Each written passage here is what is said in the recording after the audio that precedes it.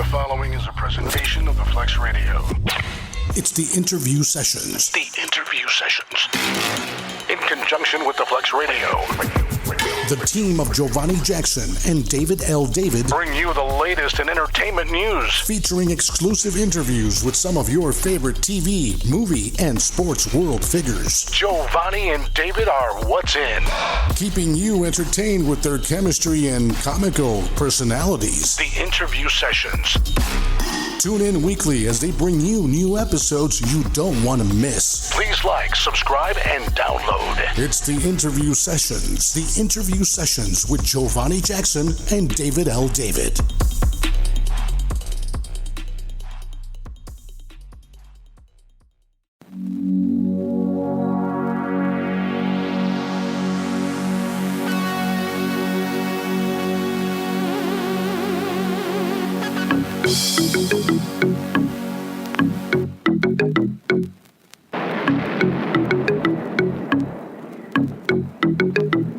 Get busy, y'all. Busy, y'all. Busy, y'all. Busy, y'all.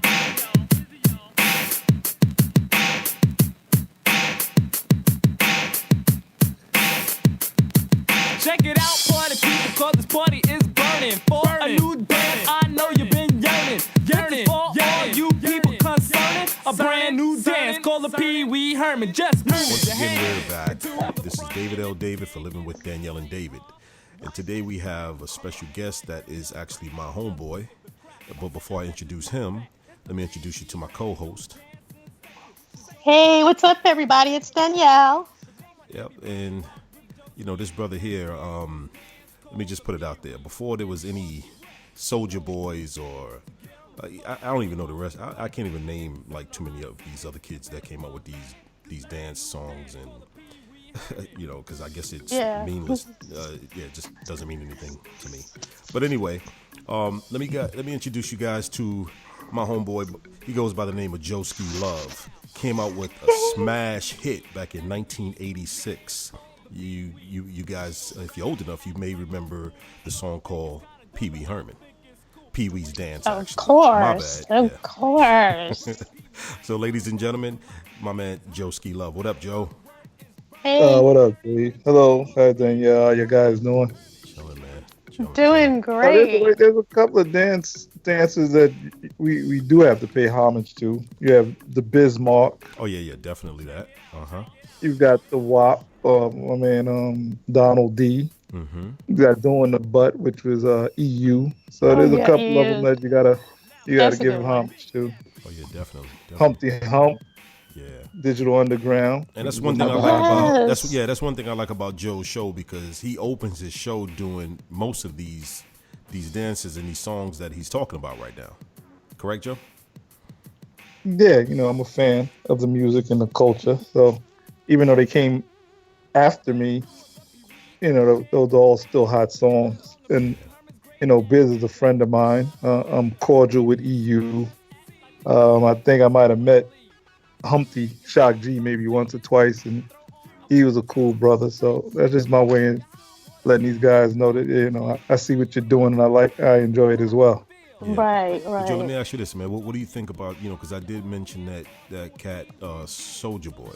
I mean, what do you think about these new, especially with what's that? The Shanae, what is that song, man? The Nene or something like that. Right. What do you think about Well, these? I'm not- These, yeah, tell us. A lot of them I haven't heard, to be honest with you. I don't listen to the radio too much.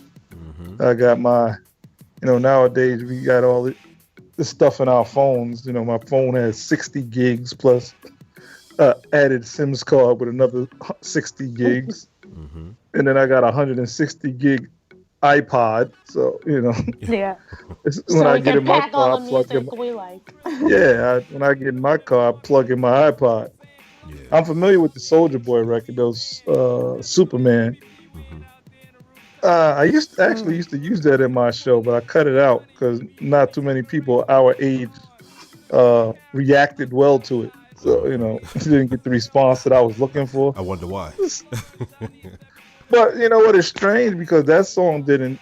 But I used the Dougie song, which came after that, and they respond to that. So Yeah. I don't know if it's an age thing or maybe just people our age wasn't too fond of the Superman record, but I thought it was a hot song. So I mean, I have no qualms about these young guys. You know, I've always said, and I have this debate, and I wouldn't say argument, but a lot of people from my era and before, that hip hop has always been a youth movement. So Right. we're no longer the youth. You know, we're old men. You know, a lot of us in our 30s, late 40s, and some of us even 50 and 60. And so, you know, we shouldn't understand this music. Our parents didn't understand rap when we did it. I remember my parents used to call it the jungle music and that bebop the rock, and you know, what's that noise? You know, they didn't understand what we were doing. Much like their parents didn't understand Motown, and their parents before that didn't understand rock and roll. You know, it's a youthful energy. Right. So as we get older and younger people come up through it, they got their own experiences and their own thoughts and imaginations, and they add that to the music. And you know, I forgot who it was. It was I was discussing it with. It might have been Jerobi one night on Facebook. We were having a discussion. I was like, I might know who. What's that white chick's name?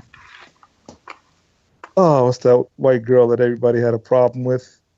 Iggy Azalea. Right. I said, I know who she is, but I don't know any of her music. And I shouldn't. Yeah, that's true. Yeah. Because she didn't go in a recording booth thinking about 40-year-old men as her marketing plan. When they went to do her album, they say, we got to get the 40-year-old men market. No, they wasn't thinking about us. They were thinking about our children who should be in their 20s and teenagers. So I shouldn't understand Iggy Azalea because she's not for me. True. Yeah, that's true. So no disrespect to her, but, you know, she just won't be getting any of my money. You know, I won't buy her music because that's not for me. But I'll buy the new Tribe Called Quest album because I relate to that. Yeah. These guys are my age and they're my peers, and I enjoy their music. So that's where, if I'm going to spend my money, that's what I'm going to spend it on. I guess we are getting old, man, because I try to listen to some of it with an open ear, but I just can't, man. You know, so, yeah, maybe it is, you know, the same thing that our parents was telling us. But, you know, we were talking to MC Shan a few weeks ago, and he said that, I mean, you know, he put it out there. It was just like, you know, our parents said our music was so-and-so, and it turned out to be great music to us, you know, but this music here, I mean, and even the way they dress, because we talked about even the way they dress, man. I mean, it's like... You know what? A lot of these guys forget. And I grew up in the Bronx. I was there from the beginning. I have a relationship with some of the pioneers, even before I made music, because of my affiliation with the Zulu Nation. But they make fun of the way these guys dress now. Go look at an old picture of Grandmaster Flash in the Fury 5. They dressed exactly the same. They wore spandex and thigh-high boots and capes and fur.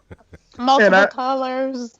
Yeah, I had a conversation with Melly Mel about that. He said they wanted to be the Rolling Stones. They wanted to be rock stars. When the message came out, when they started selling records, they were emulating rock and roll people like Kiss, Aerosmith. These dudes were animated and colorful.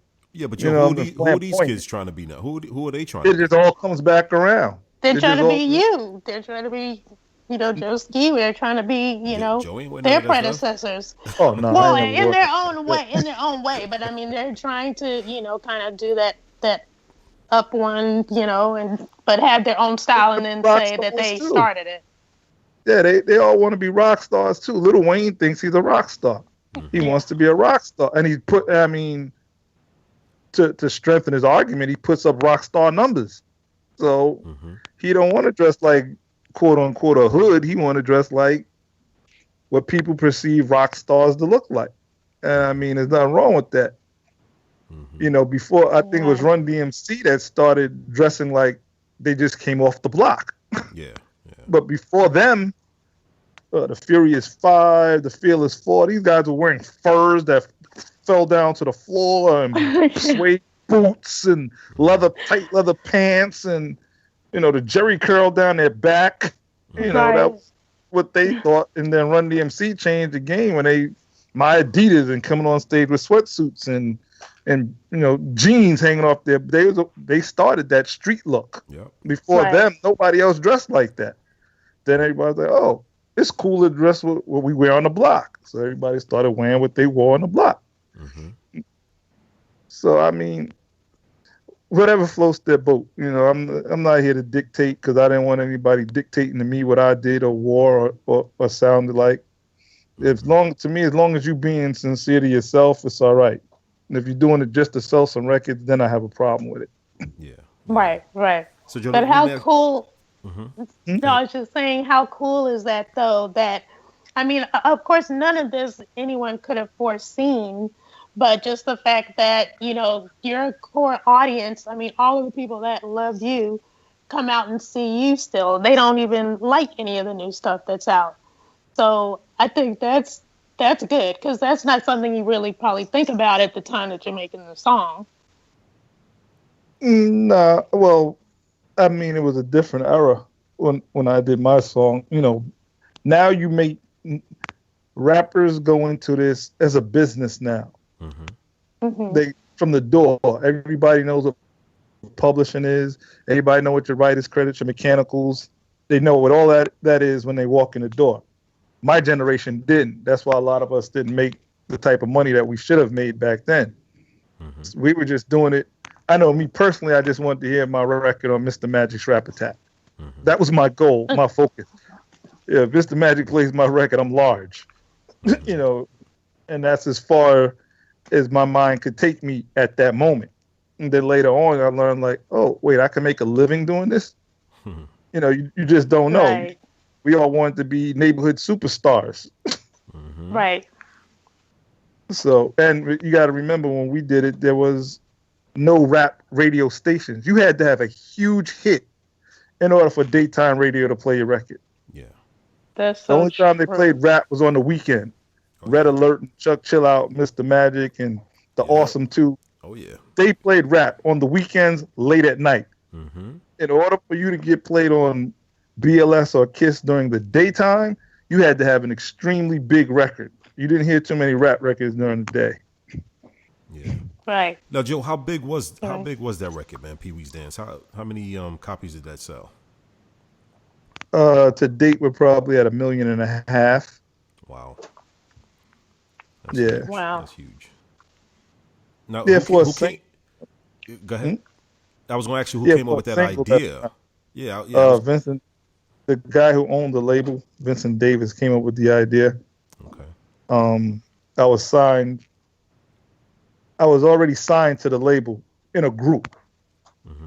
Me and 2 childhood friends, and we had artistic differences and probably some personality conflicts. So I just happened to call the guy who owned the label and was like, look, I don't think I want to be a part of this anymore, in the group. But okay. Hopefully you'd want to go proceed with me on a solo venture, just me doing it by myself. And he was like, yeah. And he gave me the idea. He said, I believe it was his nephews or something, had been watching the movie Pee-wee's Big Adventure, which the song was based upon. And he was doing his dance, and he's like, write a song about the dance. Wow. And call me back. And so I did, and he liked it, and it went on from there. Yeah. Now, Joe, who was in that video, man? Because I know we have a friend of ours who was in that video. We got quite a few people. Ice-T was in the video. I didn't know him at the time. I think the guy who directed the movie knew Ice from the movies Breaking that he had did. He had that buzz, and he invited Ice-T to the set. Ice-T and his DJ Evil D and his first wife, Darlene, who was famous for the, she had on, I think, the thong bikini on his first album cover, and everybody used to flip out over. Mm-hmm. That was like a real big deal. So she was in it as well. My man, Rudy Pardee from the rap group LA Dream Team, may Allah bless him. He passed away, but he was in the video. Who else? There was somebody else in the video. I forget. But it was filmed in California, and we had a good time doing it. Oh, the funny, a lot of people don't realize is the guy who played, if you've seen the video, it was a classroom scene, and the teacher, the guy who played the teacher in the video was actually the actor who stole Pee Wee Herman's bike in the movie. Oh, okay.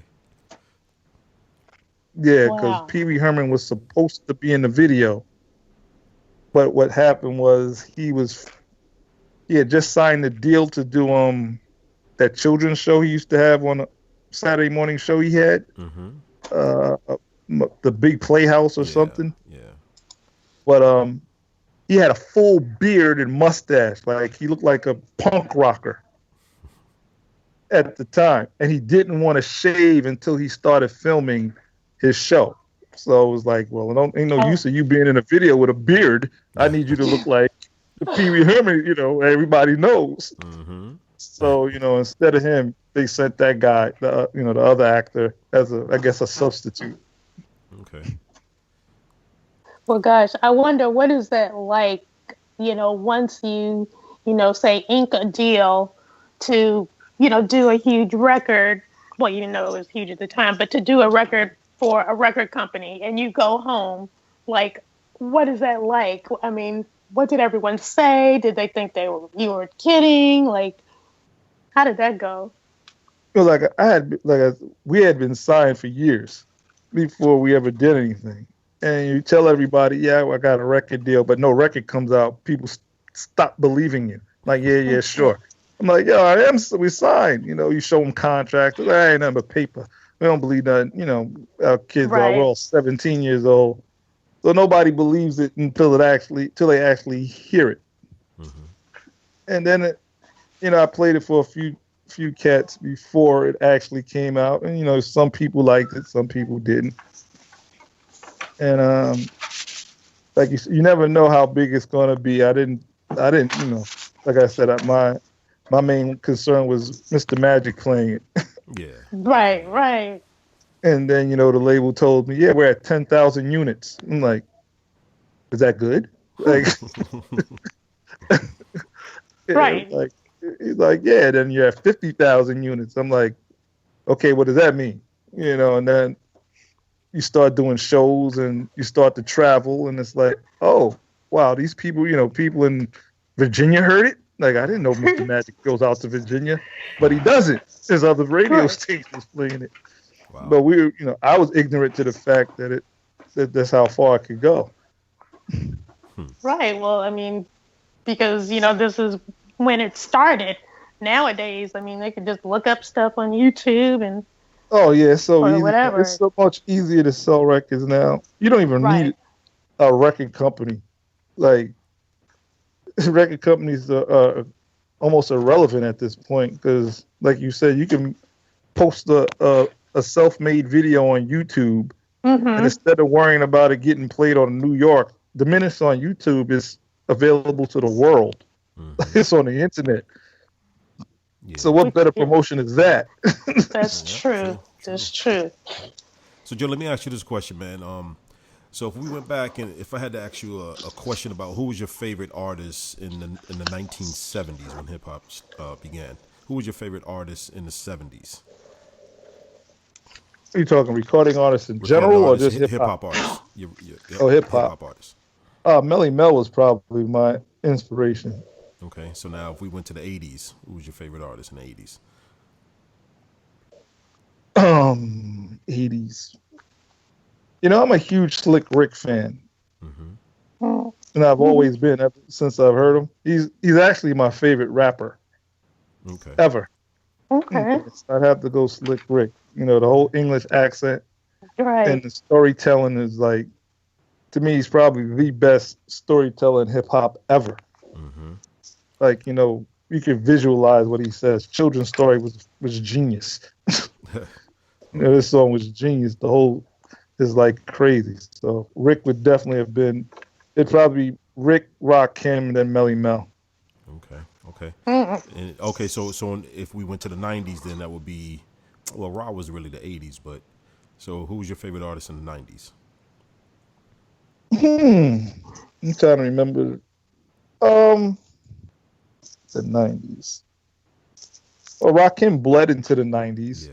You know, his career kind of didn't fade out to like early 2000s, so it's probably still be Rakim. Okay. And you know, Rick, his records weren't as good, but he was still my favorite rapper. And that wasn't his fault. I think he had a bunch of legal issues in the 90s. So he didn't his albums were probably all rushed just to get him out there before he had to do what little bids he had to do. But he's Rick is my favorite rapper, period. So okay. Wow. What about any of the female rappers? Who would be your favorite? my favorite female rapper, I would have to say the Brat. Oh, okay. Brad is nice. Yeah, I've always Yeah, liked her, always liked her flow. Mm-hmm. Yeah, and I got to see, I never got to see her in the '90s perform or anything like that. But a few years ago we did the Tom Joyner cruise together, and she puts on a hell of a show too. Like I was very impressed. Very energetic. Yeah, and she's one of those people. There's like rappers that we all know and forget about what they've done until you actually see them perform and go, I forgot about that record. Oh shoot, I forgot she had that. Oh man, I forgot she did that. And she was doing her set, and I'm like, oh, I totally forgot about that song. And so she put it down. I think one of my favorites of her, not just Functified was nice. I like that one she did with Tyrese for sure. Yeah, that was dope. Yep, and the one she did with Biggie. Who? With Biggie. Oh, with Biggie, right. Yeah, see, and people don't realize, she's done records, and she was the first female platinum rapper ever. Wow. Solo rapper, anyway, solo female rapper. I think Foxy Brown and Little Kim got platinum, right? But she was the first solo. Salt-N-Pepa was the first, period. But she was the first solo female artist to go platinum. Wow, that says a lot. Yeah, I can see that. She's got some hits, like you said, until you see her, you go, sure, I forgot about that joint. Oh, yeah. Sound like a show to go see too. Oh yeah, she put it down. I was impressed, very impressed. Yeah, and Joe, I'm hard on dude. Yeah. And you still perform, huh? You still do some shows here and there, right? Yeah. I did the Tom Joyner cruise again. That was my second time just last year, and I still do. If it's good for me, I'll still do some things. People, the thing with some of the older guys, especially the ones that don't have the track record at like the Canes and the Naughty by Natures, that you got all these hits. These guys think, promoters think you're a crackhead or something. No disrespect to crackheads, but they try to offer you like, yeah, I got $100 for you. I'm like, dude, I make more than that sitting at work for an hour. Right. Are you sleeping kidding? with one eye open.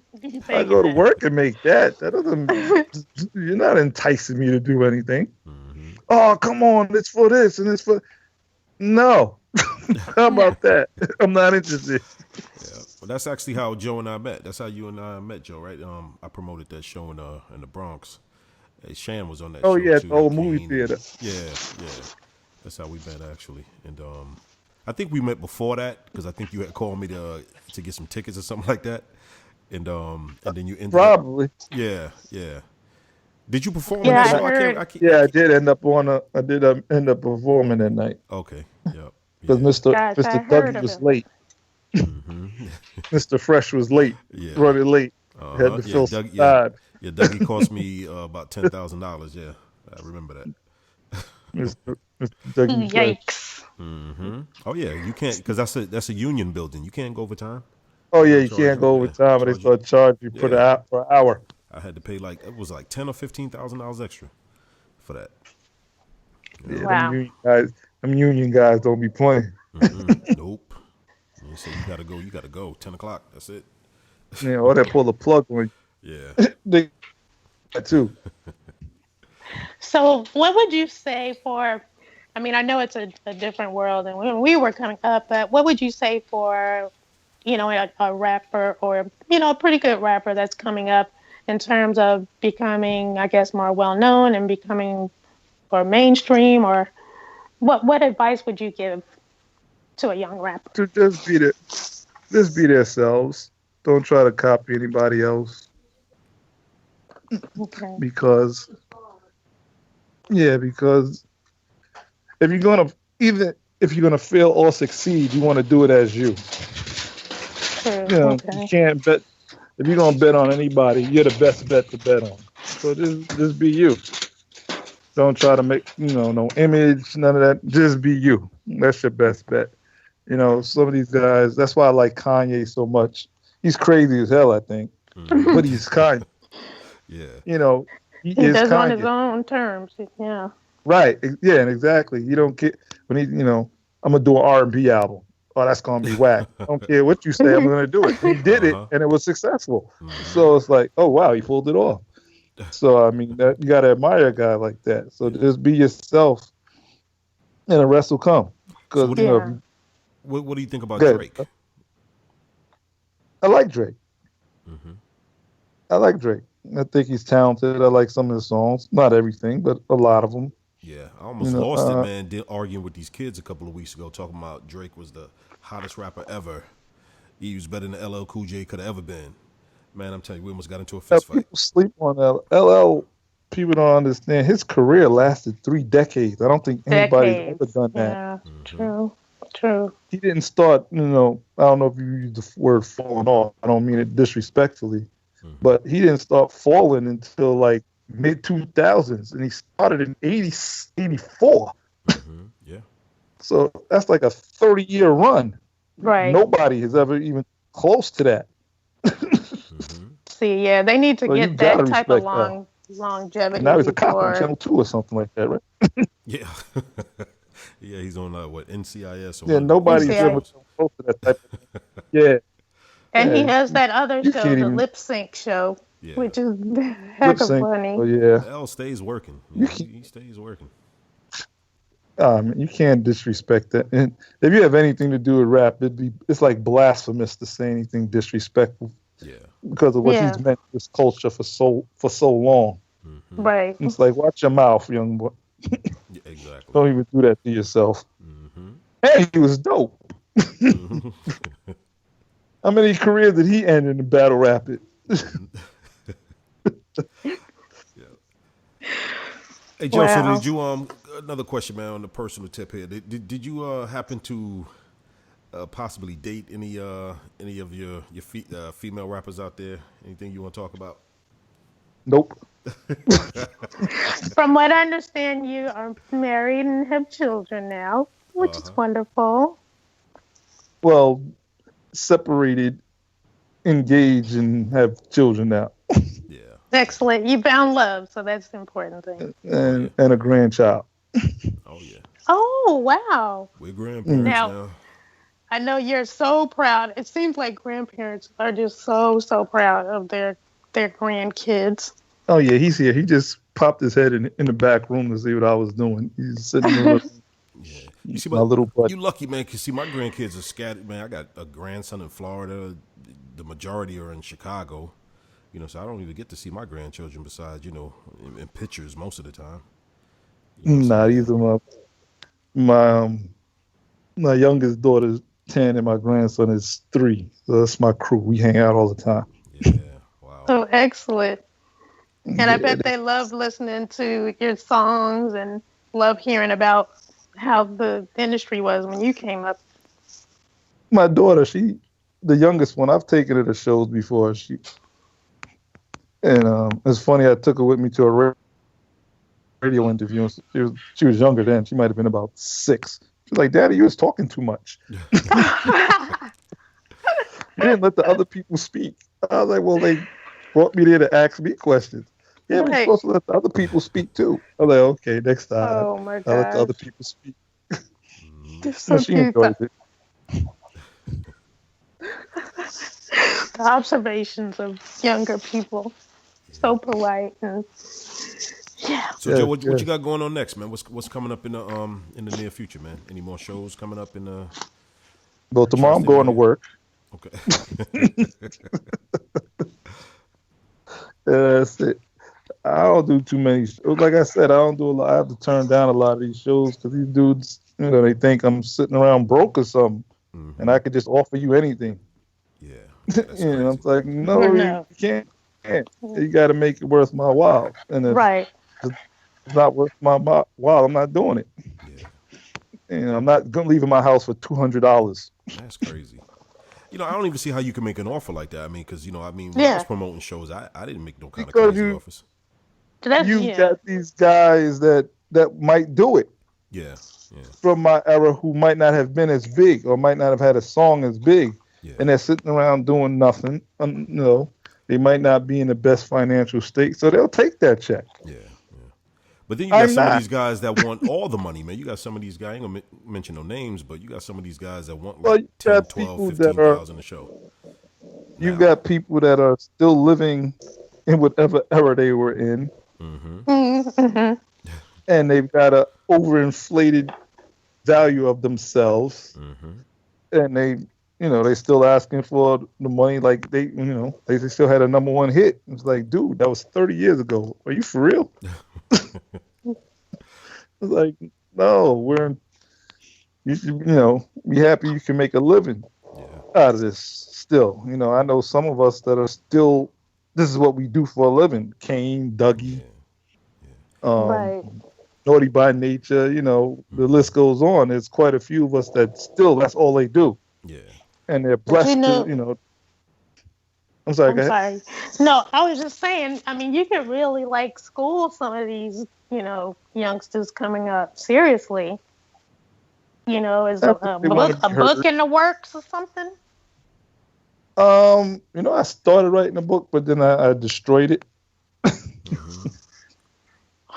See, Danielle wants everybody to write a book. I got a few chapters in, and then I got to a point where I had to. Yeah. Well, see, my book was sort of an autobiography, and I didn't know I didn't know how honest I wanted to be with the public.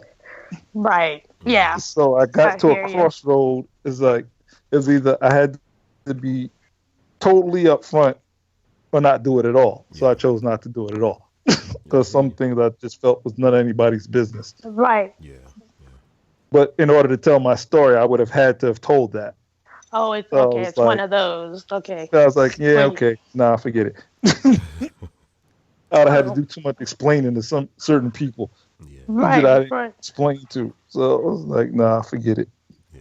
So I know you and Kane are good friends, man. Did you get a chance to get over to that reunion, Juice Crew reunion? Nah, I worked that night, and I'm at a point. It probably wouldn't have been because I grew up in this music business thing with everybody that was on the show. But sometimes it's just a hassle trying to get into those places because everybody and their mother wants to get in. Yeah. And if I'm not, if I'm not just walking in because my name is on the list, and even sometimes name is on the list, they give you a hassle. Yeah. I give them a 5-minute rule. If I gotta sit outside for 5 minutes, that's it. I'm gone. Yeah. Oh my gosh. It's bad because I like, yo, where you at? I left. What do you mean you left? Dude gave me a problem at the door. I left. Your name's on the list. Yeah, well, he had me waiting there for 5 minutes. I'm not waiting outside for longer than 5 minutes. I can be home in my bed. I'm getting right back in my car. I'm driving home. It ain't that big. It's not that big a deal. Not that especially if I'm not being paid to be there. Exactly. Yeah. Right. Exactly. You sound just like me. That is just so funny. Yeah, I don't even do the shows anymore, man. I think the last show I went to was actually the one that you performed at BB King's. I think that was the last one I went to. And how many years ago was that? That was like at least 4 or 5 years ago, I think. 3, 4, 5 years ago. I don't have been to a quote unquote event that I wasn't involved in probably 2 years. There it is, David. I think you need to put another one on. You know what? I'm I so don't done with that. have- Let me tell you, because dealing with, and Joe knows, I mean, dealing with a lot of these, like dealing with Joe is cool. I mean, it's Joe's family, but, some of these guys, man, and ladies are just like impossible to deal with. And I ain't gonna mention no names, but, I was going, I remember one day I called Joe. Joe, you remember I called you about, I don't know, like 5-6 years ago? I was like, yo, Joe, I need you to do me a favor, man. I need you to talk to so-and-so, because I want to, I'm doing this play and I want to interview him and blah, blah, blah. And, and the attitude that he gave Joe when Joe made that phone call, I was like, hold up. Joe was like, hold up. Like, like, dog, who you talking to?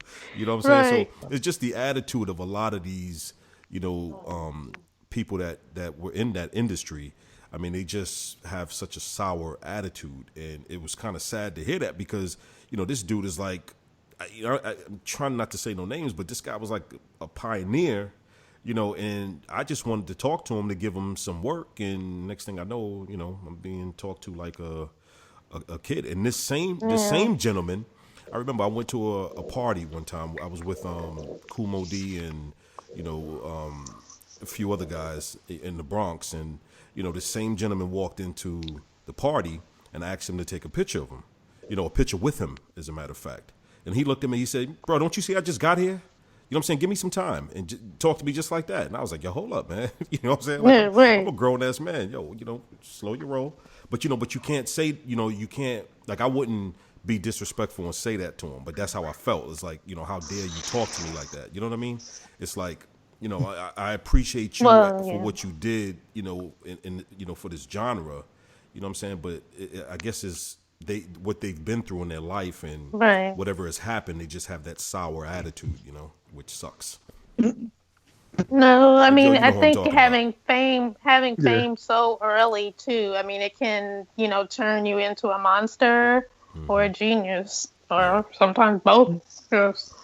Yeah. But just being so young, I mean, maybe it would have been different, Guys, I have to cut this short. I have to take my grandson home now.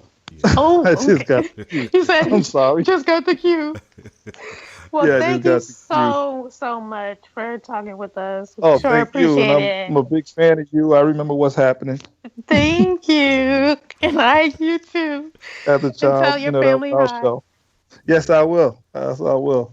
All right, cool. I actually got to meet you and Roger at a show, the actor that played Roger. Uh-huh. And what's his name used to live in the building in front of me. The hey guy. Yeah. He used to live in my neighborhood. Oh, wow. Okay. Yeah, okay. He used to live in the Bronx, in the Parkchester, and his building was right in front of my building. Wow. I used to see him every day. Wow. Oh, really? Yeah, I lived in Tilden Towers. Oh, wow. On what street was that? Tilden? I guess it was Tilden Road. See, I left when I was like 9, so I don't remember a whole lot. Stepped into the uptown. There's Slick Rick lived in that area. Yep. Yeah, he grew up in that area. All right, Joe. So listen, man. For the interview. Yeah, we thank I you, love man. talking to you guys. But before you go, I want you to tell your fans, tell our fans, how can they reach you? On social media, website, if you have. Oh, I'm not on none of those. Okay. I just shut down my Facebook page.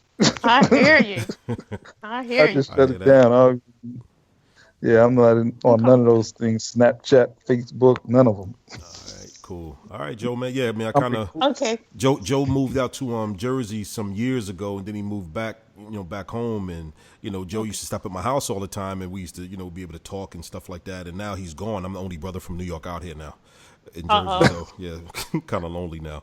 But anyway, ladies and gentlemen, you guys have been listening to my man Joeski Love, Pee Wee's Dance. If you guys haven't heard that record, please YouTube it. Yes. I guess you can get it on iTunes. Better ask somebody. Yeah, you better.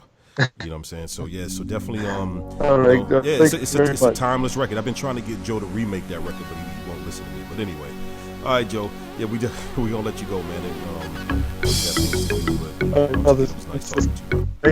All right, once again, this is David L. David from Living with Danielle and David, and we have been talking to Danielle. Joeski Love, and we are saying, busy, y'all.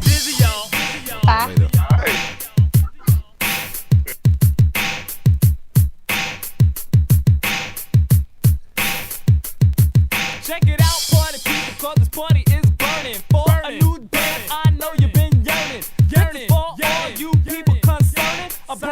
dance called the Pee Wee Herman. Just move your hand into the front, and if you can't hear the music, say, huh? What? As you're doing this dance, you might hurt your back, but just look at the crowd. Say, I meant to do that. It's the Pee Wee Herman new dance sensation. Just go with the flow, cause it's sweeping the nation. So come on, everybody, rock with Joeski and the teacher's new dance called the Pee Wee. It's funky fresh, so don't ridicule. So get on the floor and get off your bicycle. If you don't know how to do it, you better start learning this brand new dance called the Pee Wee Herman.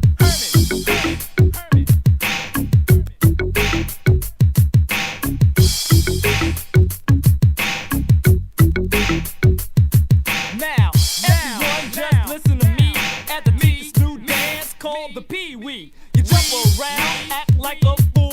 Some think it's kinda dumb, but I think it's cool. And when you start acting foolish, you got it right. So let's do the Pee Wee Herman while I rock the mic. This dance is hot. In other words, it's burning. So let's do the dance called the Pee Wee Herman.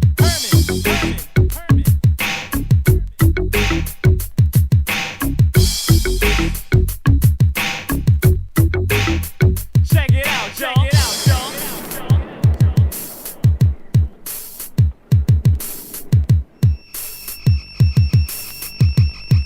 Now kick that beat.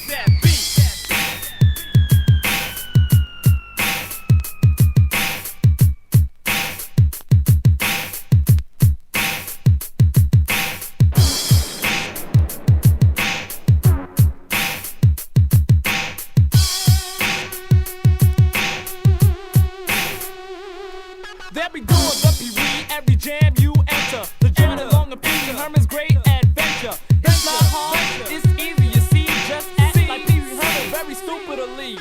Some think it's dumb, some say it's cute. Throw on a bow tie, a tight plaid suit, your high water pants and your 5-inch heels, and now you look like Pee Wee Herman.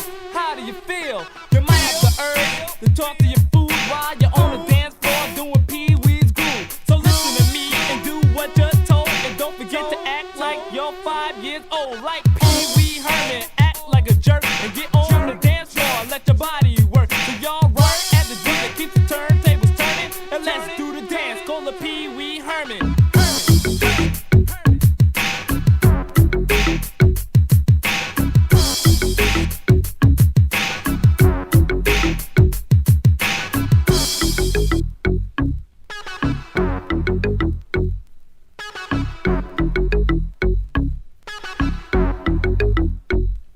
Yo, going out to the DJ Cool Chris, wherever you are, shocking it on in the park center. You know what I'm saying? Columbus High School out there doing a Pee Wee stand. My cousin Louie be Pee Weeing out there in the rooftop, you know what I'm saying? Word up to my partner JB Money, Entertainment Records, rocking it on. To the girl Karen from the Uptown side, you know what I'm saying? To the girl Naja.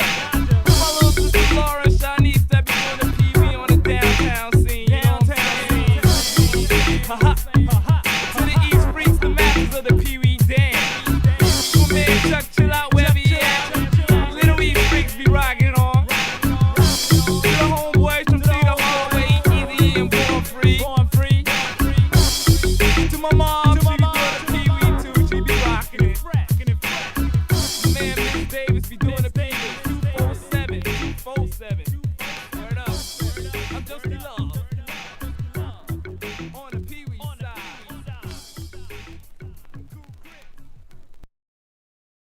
Thanks for tuning in.